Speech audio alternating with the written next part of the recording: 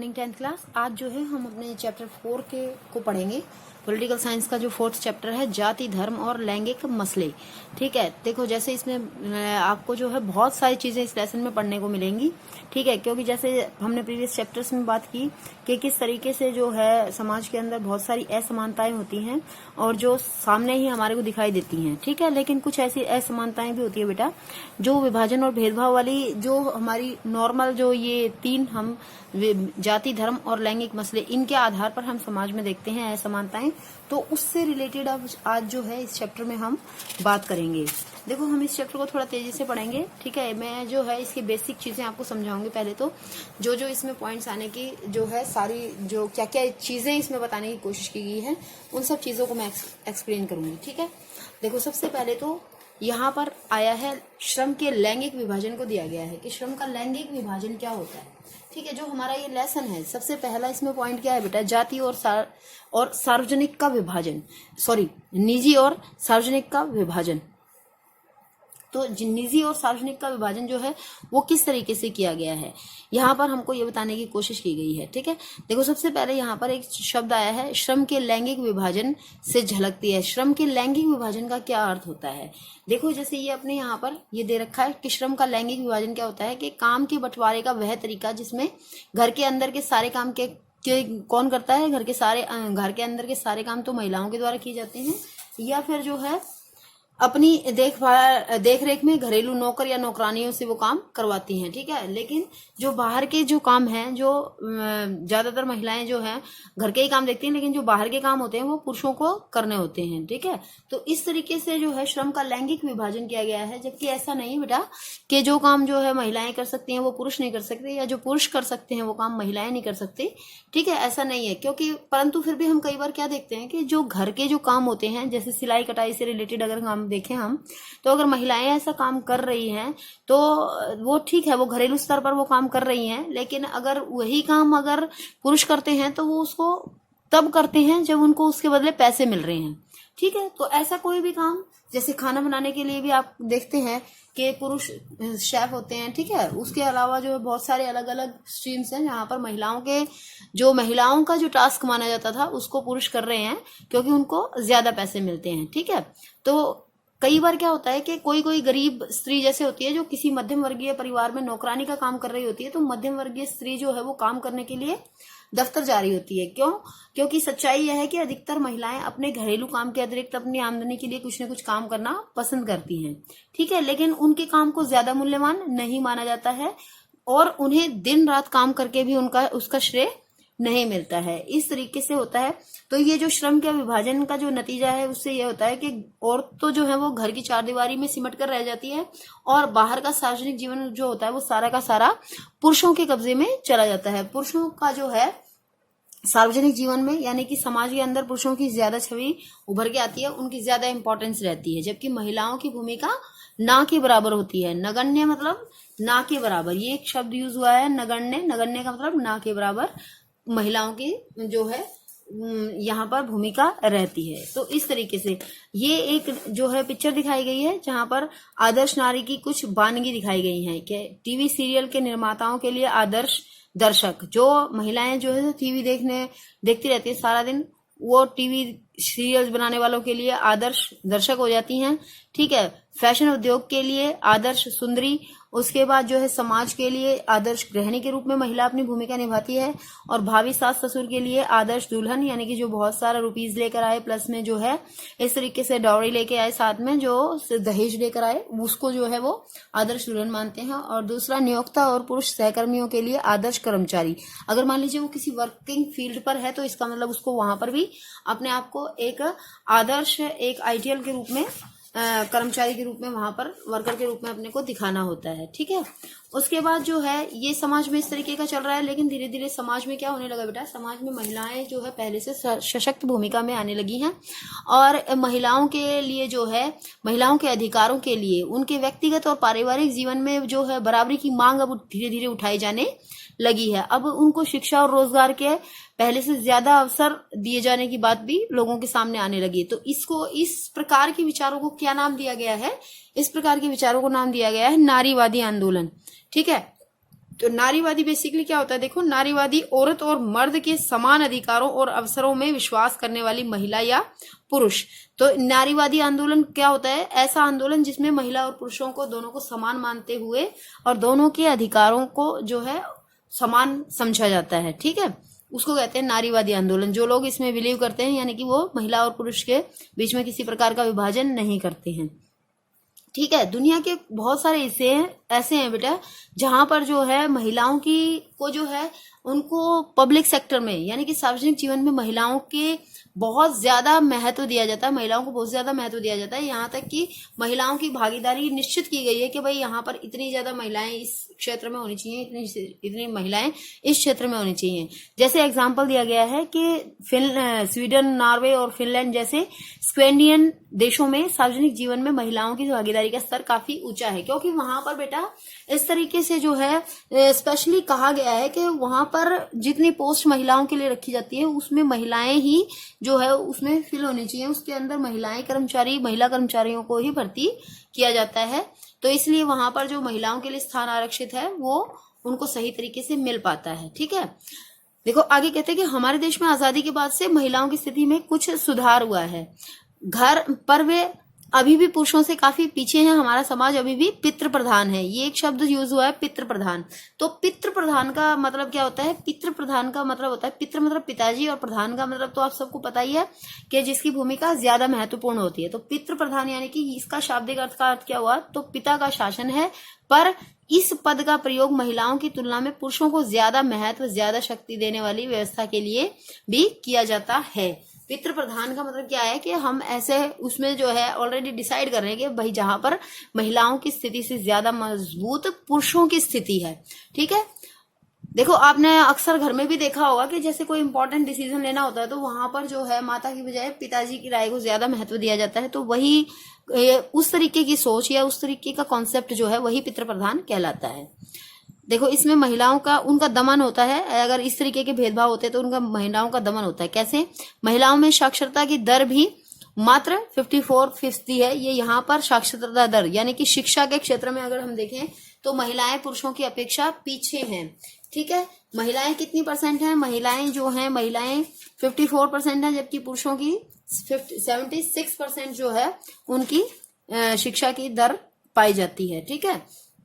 तो इससे जो है ये पता लग जाता है कि जब जो स्कूल में जैसे क्या होता है प्रारंभिक तौर पे जब शिक्षा का कार्य दिया जाता है तो वहीं पर जो है वहीं पर जो है कन्या जो होती है उनको, लड़कियों को जो है सीमित संख्या में स्कूल में भेजा जाता है, जबकि बॉयज को वहां पर ज्यादा प्रेफर किया जाता है, लड़कों को ज्यादा जो है अच्छी फैसिलिटी दे करके, और उनके लिए ये सोचा जाता है कि ये आगे से आगे पढ़ करके और जो है अपने घर के लिए काम करेंगे, यानी कि माता पिता जो होते हैं, क्योंकि जो देखिए माँ बाप जो होते हैं वो अपने संसाधनों को लड़के लड़की दोनों पर बराबर खर्च करने की जगह लड़कों पर ज्यादा खर्च करना पसंद करते हैं। क्यों, क्योंकि बेटा उनको ये लगता है कि फ्यूचर में जो है लड़की तो जो है वो शादी करके चली जाएगी, लेकिन लड़कों से जो है उनके परिवार का आगे का काम चलेगा, तो इसलिए लड़कों पर ज्यादा खर्च किया जाता है। यहाँ पर भी भेदभावपूर्ण नीति अपनाई जाती है। सेकंड पॉइंट बता रहे हैं ये हमारा कि भाई इस स्थिति के चलते अब भी ऊंची तनख्वाह वाले और ऊंचे पदों पर पहुंचने वाली महिलाओं की संख्या बहुत ही कम है। भारत में औसतन एक स्त्री एक पुरुष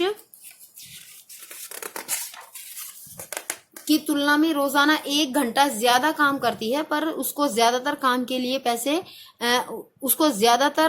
लिए पैसे नहीं मिलते, इसलिए अक्सर उसके साथ उसके काम को मूल्यवान नहीं माना जाता है। समझे आप इसकी पॉइंट का मतलब क्या है कि जहां पर जो है ज्यादा बड़ी तनख्वाह है या जहां पर ज्यादा रिस्पॉन्सिबिलिटीज के काम है उसके लिए आज भी जो है पुरुषों को ज्यादा महत्व दिया जाता है, पुरुषों को जो है फर्स्ट चांस पुरुषों को दिया जाता है, क्योंकि ये लगता है कहीं ना कहीं कि महिलाएं जो होती हैं उनके अंदर इतनी योग्यता नहीं होती है कि वो जो है इतने इंपॉर्टेंट पदों को या इतनी बड़ी तनख्वाह के योग्य वो नहीं मानी जाती है आज भी, ठीक है। उसके बाद समान मजदूरी से संबंधित अधिनियम में भी कहा गया है, जो हमारा आर्टिकल 16(4) है बेटा, उसमें क्या कहा गया है कि समान कार्य के लिए समान मजदूरी दी जानी चाहिए। लेकिन अक्सर होता क्या है कि अक्सर जो है ये देखा जाता है कि ज्यादातर जो है अगर सेम कार्य में पुरुष और महिलाओं दोनों को ही लगाया जाए तो वहां पर भी जो है महिलाओं को पुरुषों की अपेक्षा उनकी तुलना में जो है कम वेतन दिया जाता है, ठीक है। तो ये भी एक देखा जाता है समाज के अंदर महिलाओं के साथ भेदभाव का तरीका। देखो आपका जो फर्स्ट क्वेश्चन है ना, जीवन के उन विभिन्न पहलुओं का जिक्र करें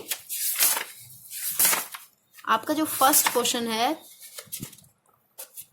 जीवन के उन विभिन्न पहलुओं का जिक्र करें जिससे भारत में स्त्रियों के साथ भेदभाव होता है या वे कमजोर स्थिति में है। तो ये सब पॉइंट्स आप वहां पर लिखेंगे, जैसे जो अभी अभी हम आपके साथ डिस्कस कर रहे हैं कि ये सारे साक्षरता के आधार पर हो गया है, तनख्वाह के आधार पर हो गया है, उसके बाद समान मजदूरी में भी उनके साथ भेदभाव होता है, उसके बाद जो है यहाँ पर माँ बाप को सिर्फ लड़के की चाह होती है। ये आपने देखा है कि ज्यादातर जो है जब भी बेटा या बेटी जब किसी के होने वाला होता है बच्चा, तो ज्यादातर जो है दंपत्ति की इच्छा होती है कि उनके पुत्र ही पैदा हो। क्यों? क्योंकि जो है पुत्रों को पुत्रियों की अपेक्षा ज्यादा महत्व दिया जाता है, लड़कों को ज्यादा महत्व दिया जाता है। इसीलिए जो है अलग अलग राज्यों में क्या हो गया है, अब लड़के और लड़कियों की संख्या का जो लिंग अनुपात है उसमें बहुत ज्यादा डिफरेंस आ गया है। ठीक है, अगर ओवरऑल टोटल देखें तो हम 933 रह गया है पूरी इंडिया का, अगर हम बात करते हैं तो। साथ ही में जो ये देखिए पीछे जो है मैप दिखाया गया है, यहाँ पर अलग अलग दिखाया गया है बाल लिंग अनुपात, यहाँ पर शो करके आप इस मैप को अच्छे से समझ सकते हैं कि ये किस तरीके से जो है यहाँ पर ये बताया गया है बेटा कि 1000 स्त्रियों पर 1000 पुरुषों पर स्त्रियों की संख्या कितनी है। ठीक है, तो ये अलग अलग जगह का अलग अलग है, और जो बिल्कुल रेड जोन एरिया दिखा रखा है बेटा वहां पर, तो इसका मतलब वहां पे बहुत ही ज्यादा कम संख्या हो गई है, वो खतरे के निशान के सूचक हैं। ठीक है, इसके बाद आगे देखो, महिलाओं के उत्पीड़न, शोषण और उन पर होने वाली हिंसा की खबरें भी हमें रोज पढ़ने को मिलती हैं। शहरी इलाके तो महिलाओं के लिए खास तौर से असुरक्षित है। तो महिलाओं के साथ जो है इस तरीके से भेदभावपूर्ण और उनके साथ जो है सामाजिक रूप से जो है उनको सामाजिक रूप से महिलाओं के साथ जो है उनका शोषण किया जाता है, उनको उत्पीड़ित किया जाता है, उनके साथ जो है मारपीट की जाती है, जिससे कि वो अपने जीवन के जो है विकास के बारे में सोच ही ना सके। अब हम बात करते हैं कि महिलाओं के का राजनीतिक प्रतिनिधित्व क्या कहता है, कि यहाँ ये तो बात होगी नॉर्मल आम लोगों की। यहाँ पर अगर हम बात करते हैं कि महिलाओं का राजनीतिक प्रतिनिधित्व क्या कहता है, यानी कि राजनीतिक प्रतिनिधित्व का अर्थ क्या है बेटा, कि लोकसभा, राज्यसभा, विधानसभा, यहाँ पर अगर हम महिलाओं की बात करें तो यहाँ पर महिलाओं का प्रतिनिधित्व कितना है। तो यहाँ पर भी जो है महिलाओं का प्रतिनिधित्व यहाँ पर भी बहुत ही शोचनीय है, बहुत ही खराब इनका प्रतिनिधित्व है। देखो, राज्यों की विधानसभा में उनका प्रतिनिधित्व जो है 5% से भी कम है। ठीक है, ये अलग अलग स्थानों पर अलग अलग है। ये लगातार जो है मांग कर रही हैं महिलाएं कि हमारे को भी क्या होना चाहिए, हमारे को भी जो है यहाँ पर जो है 33% आरक्षण एटलीस्ट मिलना चाहिए, कि हमारे लिए जितनी भी सीट्स हैं उसकी ओवरऑल 33% सीट्स जो है महिलाओं के लिए आरक्षित होनी चाहिए। लेकिन अभी तक जो है महिला सांसदों की संख्या कभी कुल सदस्यों की 10% तक नहीं पहुंची है। यानी कि ये बहुत ही जो है चिंताजनक बात है कि यहाँ पर जो है राजनीतिक क्षेत्र में महिलाओं की, कहने को तो देखो बेटा हमारे देश में प्रधानमंत्री और राष्ट्रपति तक भी जो है देश की महिला रही हैं, लेकिन फिर भी हम बात करते हैं यहाँ पर ओवरऑल प्रतिनिधित्व की। जैसे जो है हमारे ग्राम पंचायत और नगर निगम में अगर हम बात करते हैं तो ग्राम पंचायतों में महिलाओं को स्पेशली क्या कहा गया है, वहां पर महिलाओं को स्पेशली जो है पहले 1/3 आरक्षण दिया गया था, लेकिन अब कुछ राज्यों में वो 50% तक आरक्षण बढ़ा दिया गया है। ठीक है, महिला संगठन और कार्यकर्ताओं की लगातार मांग रही है बेटा कि वो लोकसभा और राज्य विधानसभाओं की भी 1/3 सीटें महिलाओं के लिए आरक्षित कर देनी चाहिए। उन्होंने ऐसा डिमांड किया है, परंतु 10 वर्षों से ज्यादा अवधि से यह पेंडिंग पड़ा हुआ है, ये मामला लटका हुआ है, ऐसा अभी तक नहीं हो पाया है। ठीक है, तो ये तो हो गया हमारा सारा महिलाओं से रिलेटेड सारी बातें। इसके बाद हम बात करते हैं धर्म, सांप्रदायिकता और राजनीति के। जो हमारा यहाँ पर जो धर्म है वो किस तरीके से जो है लोगों के जीवन को प्रभावित करता है, किस तरीके से जो है धार्मिक विभिन्नता जो है आज भी हमारे विश्व में तो है ही है धार्मिक विभिन्नता। ये जो है भारत में भी बहुत सारे अलग अलग धर्मों के लोग यहाँ पर रहते हैं। जैसे कि हमने अपने प्रीवियस चैप्टर्स में पढ़ा था उत्तरी आयरलैंड का एग्जाम्पल। अगर लोग एक धर्म को माने लेकिन उनकी पूजा पद्धति और मान्यताएं अलग अलग हों, तब भी गंभीर मतभेद पैदा हो जाते हैं। ठीक है, लैंगिक विभाजन के विपरीत अगर हम बात करें धार्मिक विभाजन की, तो अक्सर राजनीति के मैदान में अभिव्यक्ति इस चीज को मिलती है। लैंगिक विभाजन को इतना ज्यादा जो है हमने बात कर ही लिया, तो लैंगिक विभाजन तो रहता ही है कि महिलाओं की अपेक्षा जो है पुरुषों को ज्यादा महत्व दिया जाता है। लेकिन अगर हम बात करते हैं कि धार्मिक विभाजन के आधार पर, तो धार्मिक विभाजन भी जो है वो भी एक बहुत बड़ी चुनौती है हमारे भारत के सामने। ठीक है, देखो गांधी जी कहा करते थे कि धर्म को कभी भी राजनीति से अलग नहीं किया जा सकता। ठीक है, ये जो है ये एक कोटेशन भी आ जाती है क्या कि गांधी जी ने क्या कहा था कि धर्म को कभी भी राजनीति से अलग नहीं किया जा सकता है धर्म से। लेकिन उनका धर्म से मतलब क्या था बेटा, ये एक समझने की बात है कि उनका धर्म से मतलब उनका हिंदू या मुस्लिम होने से धर्म से नहीं था। उनका धर्म से मतलब था कि जो नैतिक मूल्य होते हैं इंसान के, समझ गए कि उनका मानना था कि राजनीति जो है वो धर्म द्वारा स्थापित मूल्यों से निर्देशित होनी चाहिए। यानी कि धर्म हमें क्या सिखाता है, धर्म हमें जो है नैतिकता सिखाता है, सत्य सिखाता है। ठीक है, हमारे जीवन को जो है वो सद्विचारों की ओर लेकर जाता है धर्म। तो गांधी जी का मतलब ये था कि धर्म को राजनीति के अंदर इसलिए होना चाहिए क्योंकि वो धर्म को क्या मानते थे, वो धर्म को हमें मानते थे कि वो धर्म हमें नैतिकता सिखा रहा है, अच्छा आचरण सिखाता है, हमें सद्विचार देता है। लेकिन लोगों ने जो है इसका अलग ही मीनिंग निकाल लिया। उन्होंने सोचा कि धर्म का मतलब क्या है, हिंदू मुसलमान।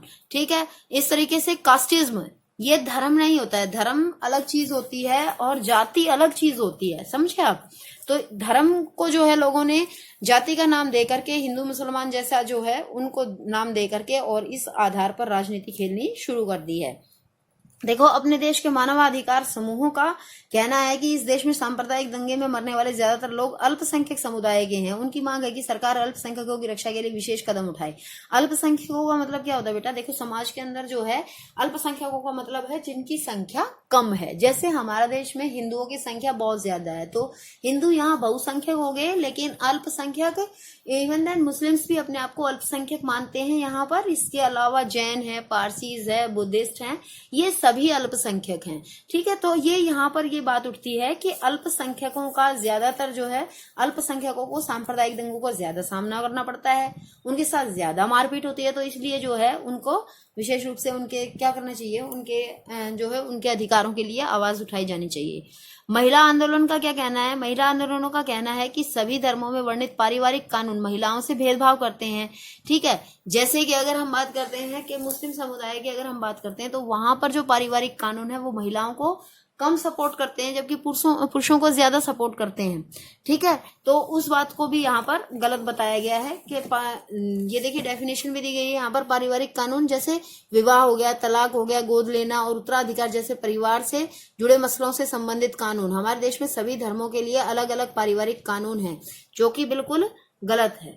ठीक है, इसके बाद आगे देखो, सांप्रदायिकता है एक पॉइंट। तो सांप्रदायिकता क्या होता है, देखो जब भी जो है सबका धर्म अलग अलग है तो सही, ये तो है ही। ठीक है, लेकिन जब कोई भी व्यक्ति जो है अपने संप्रदाय को, अपने धर्म को श्रेष्ठ मानता है, ठीक है, जब एक धर्म के विचारों को दूसरे से श्रेष्ठ माना जाने लगता है और कोई एक धार्मिक समूह अपनी मांगों को दूसरे समूह के विरोध में खड़ा करने लगता है, इस प्रक्रिया में जब राज्य अपनी सत्ता का इस्तेमाल किसी एक धर्म के पक्ष में करने लगता है तो स्थिति और विकट हो जाती है और राजनीति से धर्म को इस तरह जोड़ना ही सांप्रदायिकता कहलाती है।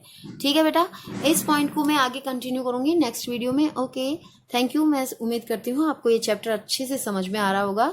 ठीक है बेटा, अगर कुछ आपकी क्वेरीज हो तो you can ask me on my number. Okay, thank you, bye bye.